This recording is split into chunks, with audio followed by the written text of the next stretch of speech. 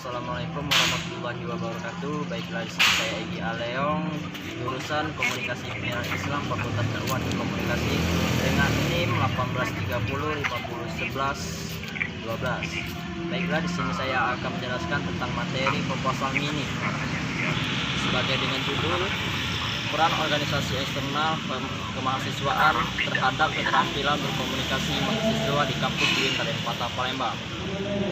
Baiklah, di sini saya akan menjelaskan dengan latar belakang terlebih dahulu dengan mengambil tema. Pada dasarnya setiap manusia dalam kehidupan membutuhkan komunikasi. Artinya, memerlukan orang lain untuk membutuhkan kelompok dan masyarakat untuk saling berinteraksi. Pentingnya peran sebuah berkomunikasi bagi kehidupan sebuah tidak bisa dipungkiri lagi. Hampir semua aktivitas dasar manusia merupakan berkomunikasi. Begitu juga dalam organisasi itu sangat penting untuk berkomunikasi. Baiklah, di sini ada rumusan masalah. Rumusan masalah yang pertama yaitu bagaimana keterampilan berkomunikasi pada aktivisi organisasi eksternal. Yang kedua, bagaimana peran organisasi eksternal terhadap keterampilan berkomunikasi pada aktivisi di kampus. Dari rumusan masalah di atas, baik kita ambil dengan tujuan penulisannya.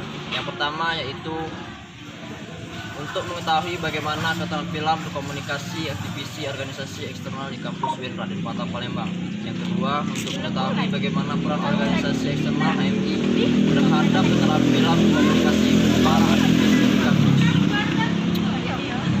Di sini sudah saya jelaskan rumusan masalah dan tujuan penulisan. Ada juga manfaat berkomunikasi dalam organisasi, yaitu manfaat transisi, yaitu hasil penelitian ini disampaikan memberikan wawasan terhadap mahasiswa dan peneliti.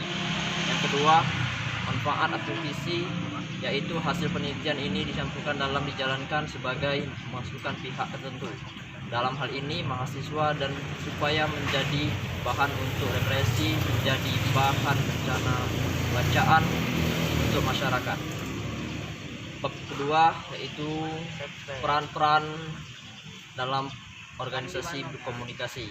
Pengertian organisasi yaitu sudah saya jelaskan tadi, proses komunikasi, hakikat dan tujuan komunikasi, peran organisasi dan komunikasi, fungsi komunikasi dengan gangguan komunikasi.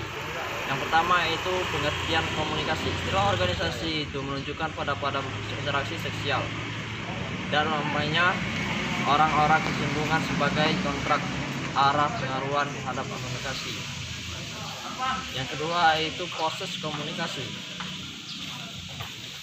Proses komunikasi di sini langkah-langkah yang menggambarkan terjadinya kegiatan komunikasi. Langkah-langkah tersebut merupakan proses terjadinya komunikasi antara komunikator dan komunikan. Unsur-unsur dalam proses komunikasi yaitu komunikator, pesan, media, komunikan. Hakikat dan tujuan komunikasi.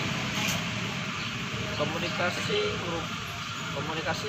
merupakan adalah manusia, proses di mana individu berhubungan dengan orang-orang lain atau orang banyak dalam sebuah bidang komunikasi. Peran organisasi dalam komunikasi. Jadi peran komunikasi adalah menjadikan fungsi perangkat tugas untuk mencapai apa yang telah direncanakan atau yang telah ditetapkan sebelumnya. Dalam suatu budaya, organisasi tidak terlepas dari kegiatan komunikasi, baik itu komunikasi internal, komunikasi organisasi pun komunikasi merupakan sebaiknya.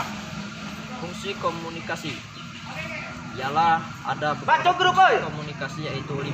Yang pertama, informasi, yaitu memberikan sebuah informasi kepada orang lain. Yang kedua, sosialisasi. Yang ketiga, motivasi. Yang keempat, peradaban dan diskusi. Yang kelima, pendidikan. Gangguan-gangguan komunikasi dalam organisasi yaitu gangguan semiotik, gangguan psikologi, rintangan fisik, rintangan status, dan rintangan karakter berpikir. Di sini ada pola komunikasi. Pola komunikasi yaitu ada 7 pola komunikasi. Yang pertama, pengertian pola komunikasi dengan komunikasi personal. Yang ketiga, komunikasi interpersonal, komunikasi interpersonal. Yang kelima, komunikasi kelompok. Yang keenam, komunikasi massa. Yang ketujuh adalah komunikasi media. Bab 3 yaitu metode penelitian. Metode yang digunakan dalam penelitian ini penulis guna adalah metode penelitian kualitatif, di mana penulis turun langsung ke lapangan untuk mencari info data. Suatu data yang mengandung makna penelitian ini digunakan untuk mendapatkan gambaran secara jelas dan nyata. Objek penelitian ini adalah mahasiswa dalam mengikuti suatu organisasi terbiasa dalam berkomunikasi. Karena itu dalam sebuah organisasi, menurut anggota untuk saling berinteraksi dan terukur mendapatkan mencapai tujuan organisasi yang diinginkan. Dalam kegiatan aktivisi organisasi interkampus, mahasiswa banyak meningkatkan kemampuan komunikatif. Teknik pengumpulan data yaitu observasi, interview, atau wawancara dan dokumentasi. Teknik analisis data. Dalam penelitian kualitatif, sumber data dipilih sesuai dengan tujuan penelitian. Dan mungkin cukup sekian pengertian dari makalah proposal ini yang berjudul Peran Organisasi Eksternal Kemahasiswaan terhadap Keterampilan Berkomunikasi Mahasiswa Kampus UIN Raden Fatah Palembang. Mungkin cukup sekian dan terima kasih. Semoga bermanfaat untuk yang mendengarkan dan membaca. Sekian, Assalamualaikum warahmatullahi wabarakatuh.